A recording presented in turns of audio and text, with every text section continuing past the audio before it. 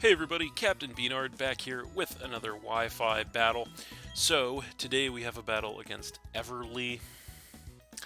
And so, as you can see, she has a very strong and well-balanced team there.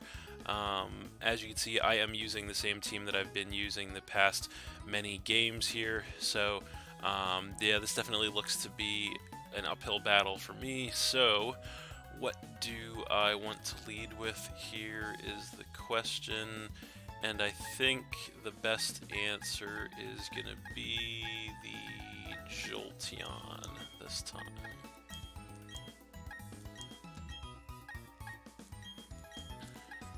So,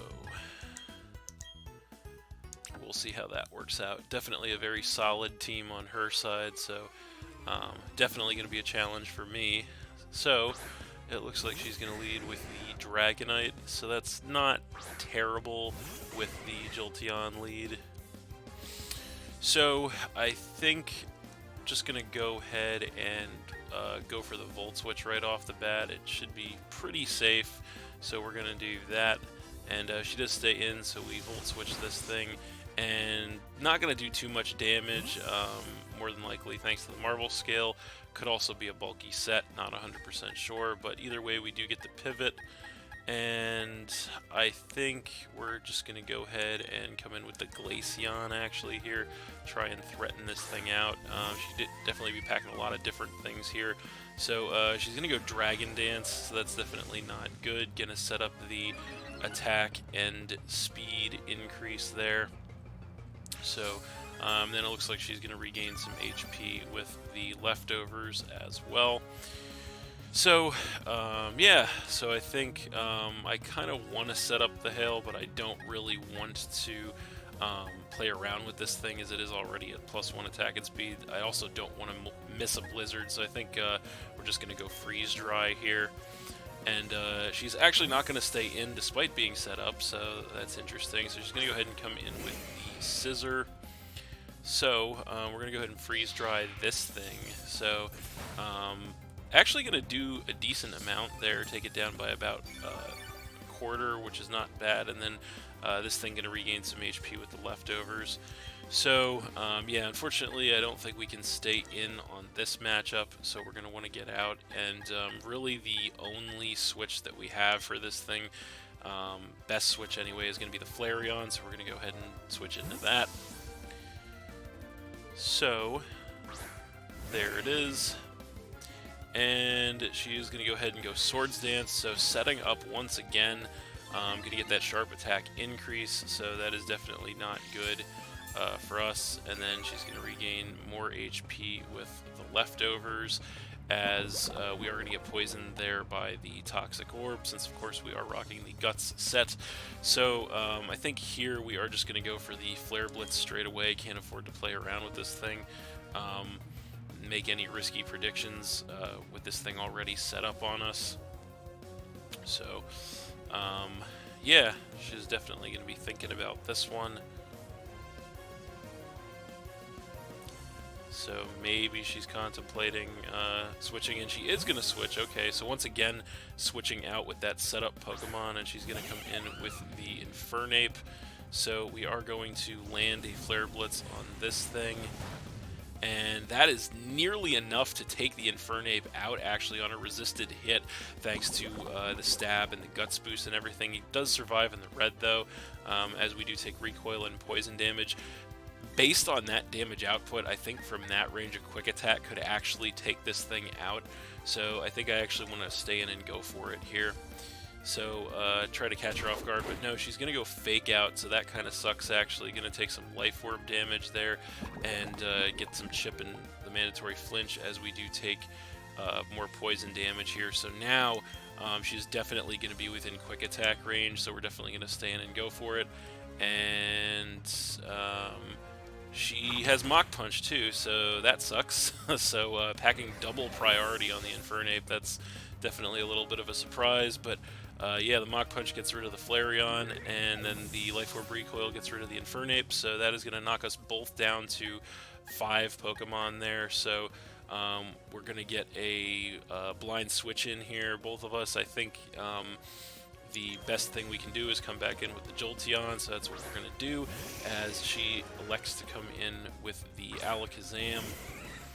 So, yeah, there it is, and I think best thing we can do once again here is just go Volt Switch again, so that's what we're going to do. And we are actually not going to outspeed this thing, so it is max speed, so it hits us with a Psychic, and we just barely survive that with about a quarter HP, get a Volt Switch on this thing, which will take it down by about half, and then that is going to give us the pivot, so we did take a lot of damage there on Jolteon, unfortunately. So I think we're actually going to go ahead and come in with the Umbreon then, since we are immune to the stab move.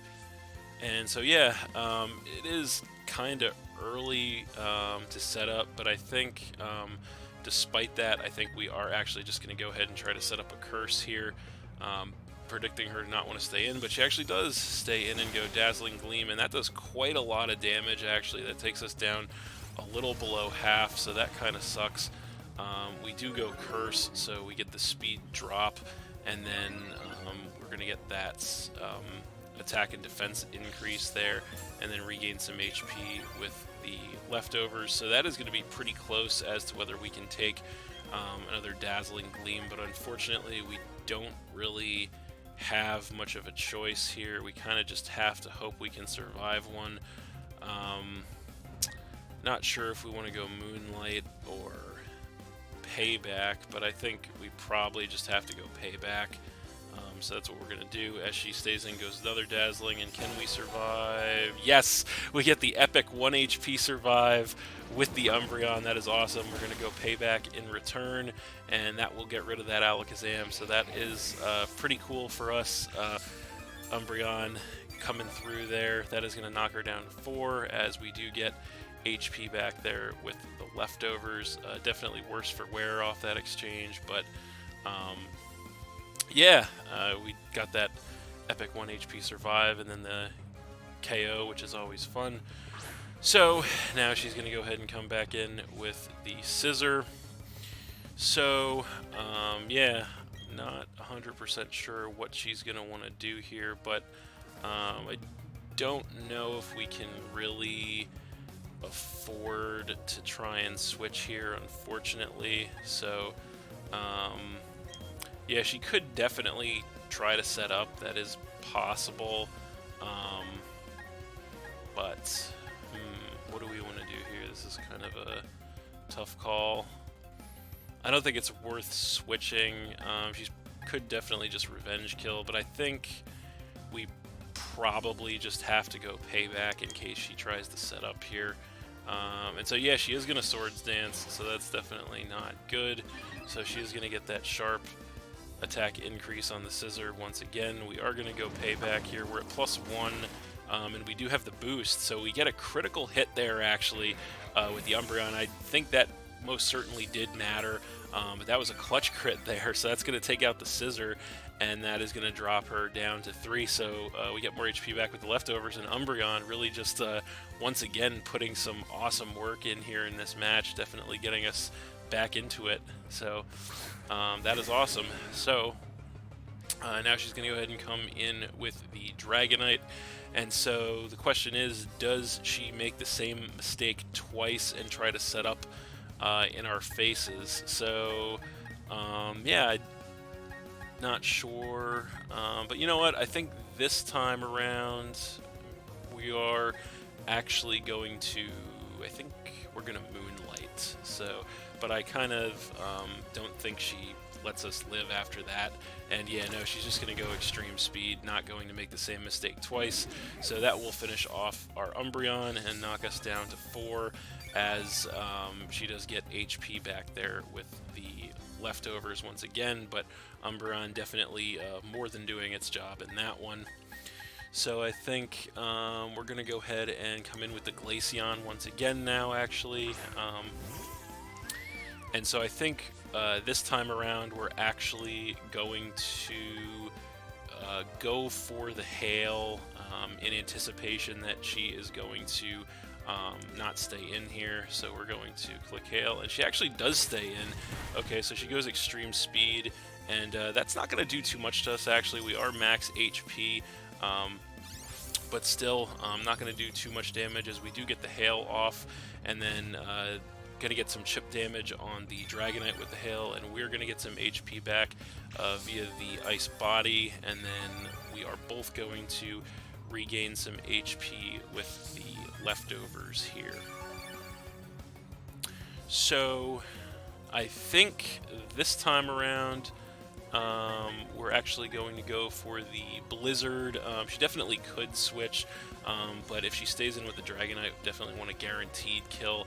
And she is actually going to stay in and go Earthquake, so that is going to take us down to about a third, with a critical hit, actually, unfortunately, so we take a lot of damage there, but we do survive and go for the Blizzard in return, and we actually get another crit back on the Dragonite, although I don't believe that mattered at all, since we are max special attack. So that's going to knock out the Dragonite, dropping her to 2, and then we are going to get more HP back with the Ice Body and the leftovers, so sitting at about half health with the Glaceon, as she's going to go ahead and come in with the Azumarill.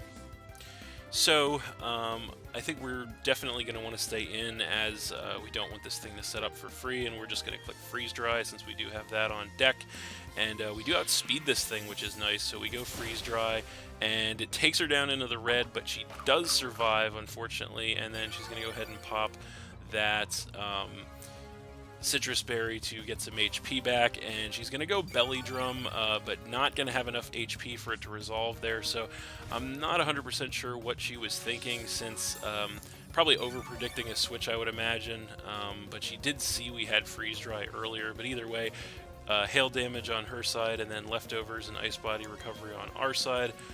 No reason to not just go for another Freeze Dry, so that's what we're going to do, as this thing is just going to go Aqua Jet on us, which will knock us down to about a third, but we do get the Freeze Dry in return, and that is going to take care of the Azumarill and drop her down to just 1, as we do get that Ice Body and leftovers recovery once again on the Glaceon. So Glaceon actually picking up where Umbreon left off in this one and putting in some fine work as well. So she's going to come in with the Clefable. At this point, it is her last one, so no reason to switch here. We're just going to go straight for a Blizzard, try and get as much damage as possible. And we do outspeed, which is nice, so we hit the Blizzard, and it takes this thing down to about a third. It does survive and go Flamethrower, and unfortunately we cannot survive that from that range, so that will take out our Glaceon and drop us to 3, and that is going to be it for the Hail, as the Clefable going to regain some HP there with the leftovers. So I think we are at this point, we do have a number of options to deal with this thing, and I think we're going to elect to come in here with the Leafeon, and we should definitely outspeed this thing. We're just going to go straight for a Leaf Blade. We are max attack with a Life Orb, and indeed we do outspeed, go for the Leaf Blade, and that will definitely take out the Clefable from that range. And after we take some Life Orb recoil damage, that is game. Alright, so we're going to win that one 3-0 against Everly, but that was a very good match, actually. High octane and very fun.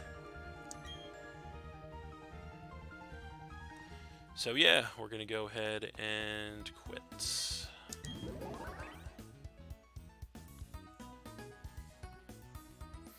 Alright, so that's it. Thanks for watching again, everybody. Hope you all enjoyed. Please hit that like button, leave a comment, and or subscribe if you did enjoy, and stay tuned for more new battles in the future.